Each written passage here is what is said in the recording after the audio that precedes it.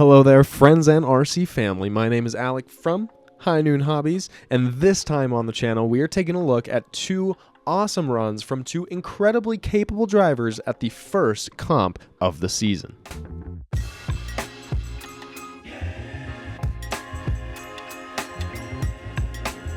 This last weekend, the group headed out to historic Black Rock near the Great Salt Lake Marina to knock off some of the rust and have a little friendly competition amongst one another, dodging some cones. Thank you to Scumbag RC for putting this friendly cash comp together and for tearing us all away from our benches for at least a couple of hours to test out our tunes and see which one would come out on top.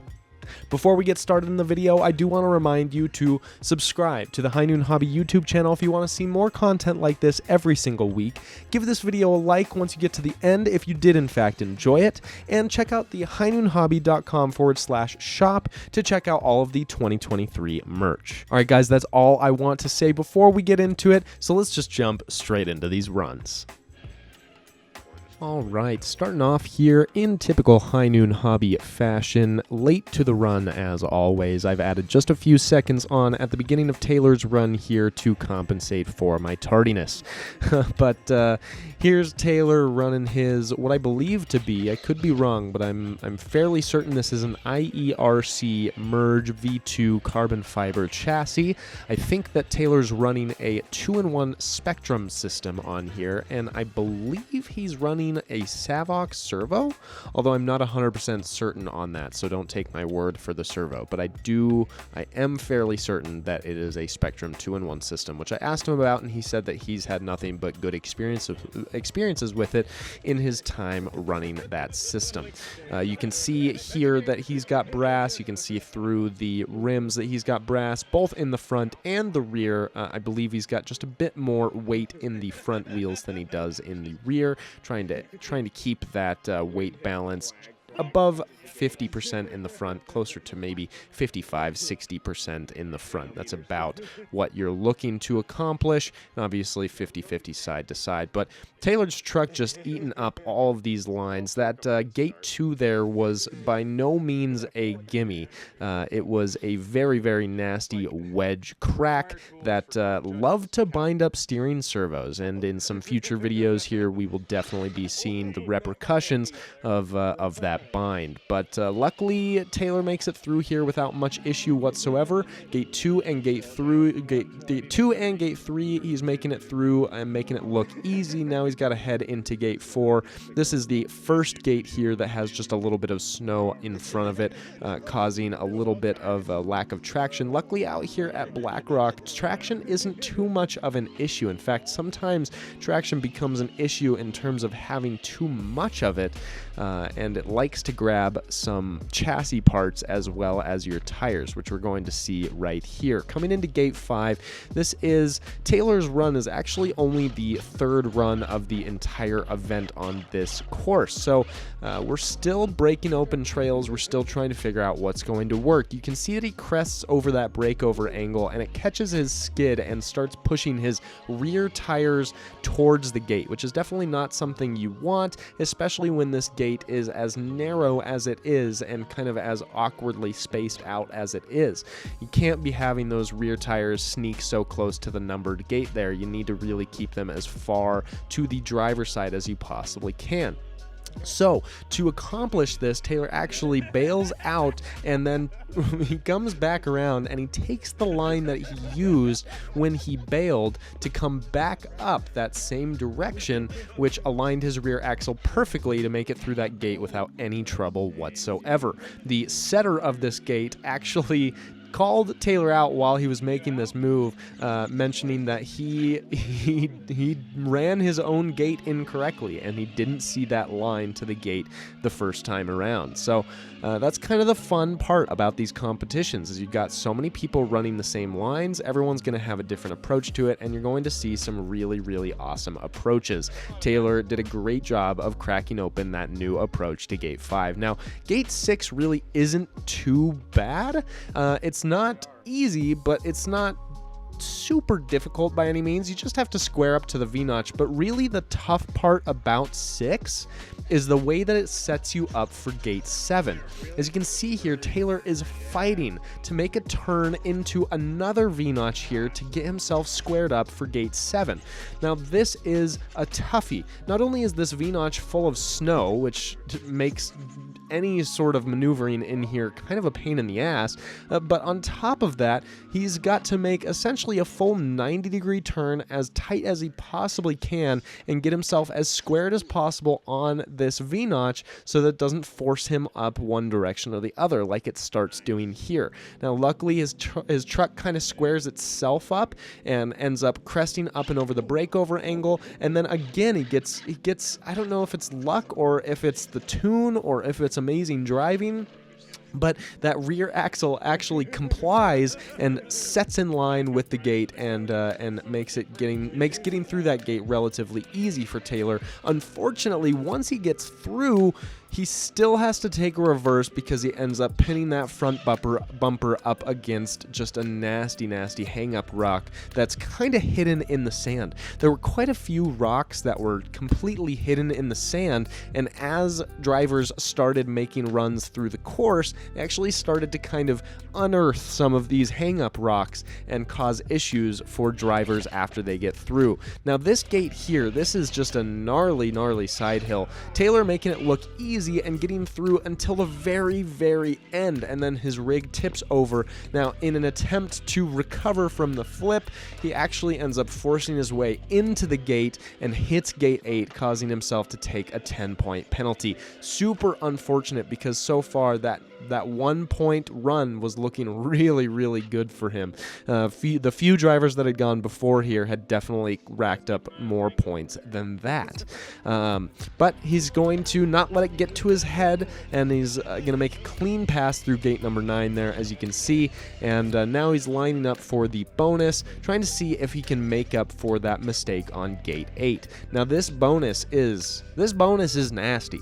This is a real nasty climb. As you can see, he's got to make his way up basically an entirely vertical face that is completely pitted out and causes all sorts of traction issues, and you can see it's just not working out for him. That rear axle was way off kilter and ended up making the entire truck peel off the wall. After one attempt, Taylor decides to ditch it and head over to safety for gate number 10 before he runs out of time. We were running a 7-minute course on this particular, or a 7-minute time penalty or time restriction. Dear Lord, Alec, learn how to speak on this particular course. But Taylor coming away with a 630 or so at plus 11. Really not too shabby whatsoever. An awesome run. Great job, Taylor, and thanks for letting me film. Now we're headed into the second and final run of this video, taking a look at Kyle's rig here, and this thing is pretty frickin' sweet. This is actually a custom-built rig that Kyle put together here, and man, this guy knows how to build things. I mean, he is an engineer at heart, and you can see it definitely comes through in his building style. Look at that breakover angle on this truck. Absolutely incredible. The way that he was able to accomplish this insane breakover angle is actually by routing the drive shaft that comes out of his transmission up into another, essentially a transfer case that sits even higher than his transmission does and kind of further back on the truck, and then he reroutes another drive shaft out of that T-case and back down into the axle, giving him maximum breakover clearance, which you can see on this obstacle here made it look like an absolute breeze. Now here's where I'm really excited to see this breakover angle. Let's take a look at gate 5. Now this is the one that Taylor had some serious problems trying to get up and over the breakover.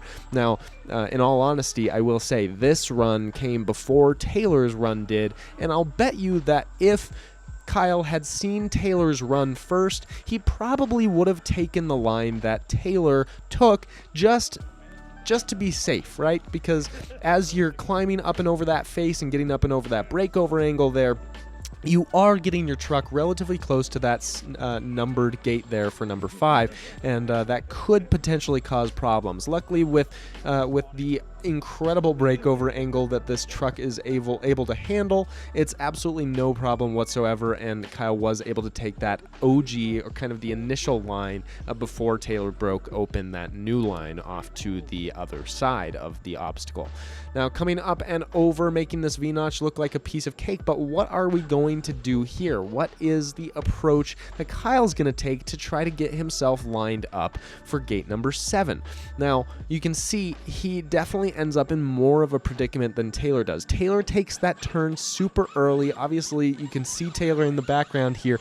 He's watching, he's seeing what's going on here, and he's formulating a plan for his own run through this area. But Kyle's just having to fight his way through and figure out what's going to work. Now, I like the thought here, right? Come all the way through the V-notch, come all the way out the other side of it, and then see if you can get a reset and enter the notch in at a different spot so that you're able to get square up to it. Unfortunately, this kind of adds quite a bit of extra time onto the run, so that's one negative to the scenario, or to the approach that Kyle's taking here. But on top of adding a bunch of extra time, once he gets back to this area here, he starts to realize that I don't think that there is a good approach into this notch to get yourself squared up. Whether you're coming in from the right or you're coming in from the left, you're going to have troubles on both sides. Now, obviously, he's taking somewhat of an advantage here, trying to get himself, or give himself, a bit more room to get squared up to the V-notch that he has to climb. But take a look at what he's up against here. If he drops his front tires into that notch right there, they're going to get eaten up. So even with his huge attempt to avoid the reverse, Kyle still has to take the reverse there at the top before he drops in, so that he doesn't drop his front tires into a place that he won't be able to recover them from. Now, he's switching spots here so he can take a look at his clearance from a different angle. Everything's looking good. This truck is solid and super planted through through descents and ascents. I was really quite impressed with this truck and just how planted it looked, especially when he applied wheel speed. It still stayed super planted to the obstacle or to the ground. Kyle was taking a moment there to take a look at that first bonus. We actually haven't seen that bonus in action, and we won't see it on his run either. After taking a look and assessing it, he decides it's just too gnarly and he doesn't want a piece of it, so he moves on from that and heads on to gate 8, the gate that Taylor had a bit of trouble with. Now you can see Kyle taking it just a little bit lower, and that's all he needed. A little bit of wheel speed at the end there just to make sure that the truck doesn't flip, but I really don't even think that he needed it. The truck looked very planted all the way through. Headed into gate 9 here, the nasty ascent. Really, the problem with this gate 9 here, now that I have a bit more time to describe it, is not the approach or even the center section of the gate. In my opinion, the problem to this gate is actually on the exit, which Kyle's going to realize here as he steps and takes a look at what is essentially a giant drop-off cliff that you have to avoid with a very sharp turnout from that gate, which you got to make sure you do very carefully as to not hit that lower cone there. Now, Kyle doing the same thing as Taylor, looping around, seeing if he's got time here, checking with the judges, and seeing if he can take a stab at this bonus gate here. Now, in real time, he's really saying to himself, man, I wonder if turning in a +1 is the move here. Both of these bonus gates look super nasty, and that's something to consider.